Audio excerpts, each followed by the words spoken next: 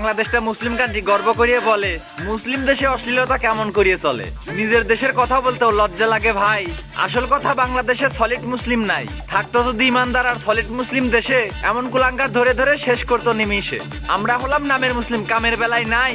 মুসলিম দেশে অপকর্ম বেড়েই চলছে তাই। ইসলাম হলো শান্তির ধর্ম আমরা জানি ভাই, এমন মুসলিম থাকলে ইসলাম ধ্বংসের দিকে যায়। মুসলিম বলে দাবি করে লজ্জা শরম নাই, পাঞ্জাবি আর টুপি পরলে কি মুসলিম হওয়া যায়? এসব মোল্লা লুচ্ছামি করে ডিগ্রি আছে কাছে, এমন কিছু ভণ্ড হুজুর এই জগতে আছে। এটা মুসলিম হতে পারে না, বুঝতে পারছি স্পষ্ট। মুসলিম সেজে ইসলামটাকে করতে চাচ্ছে নষ্ট।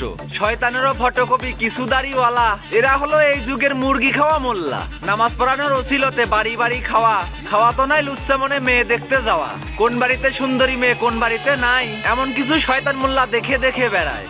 এমন মোল্লা এই জগতে ছিল না তো আগে, যেই প্লেটে খায় ওরা সেই প্লেটেই হাগে। এই জগতে ভালো মোল্লা খুঁজে পাবেন কম, এমন কিছু মোল্লা আছে মুরগি খাওয়ার জম। পাঞ্জাবি পরে দাড়ি মুখে টুপি দিয়ে মাথায়, পরকিয়া করে এরা মেয়েদের শরীর হাতায়। এমন হুজুরদের সঙ্গ দিচ্ছে যে সমস্ত নারী, পাছার কাপড় তুলে তাদের মারতে হবে বাড়ি। দাড়ি টুপির সম্মানহানি কিছু লোক করে যায়, এদের জন্য ভালো হুজুরদের বদনাম লাগে গায়ে। ভালো হুজুররা কষ্ট করে ইসলাম প্রচার করে, এদের মতো লুচ্চা মোল্লা লুচ্চামি করে ঘরে। মোল্লা নামের কলঙ্কেরা দেখে রাখেন সবাই, আল্লাহু আকবার বলে এদের করতে হবে জবাই।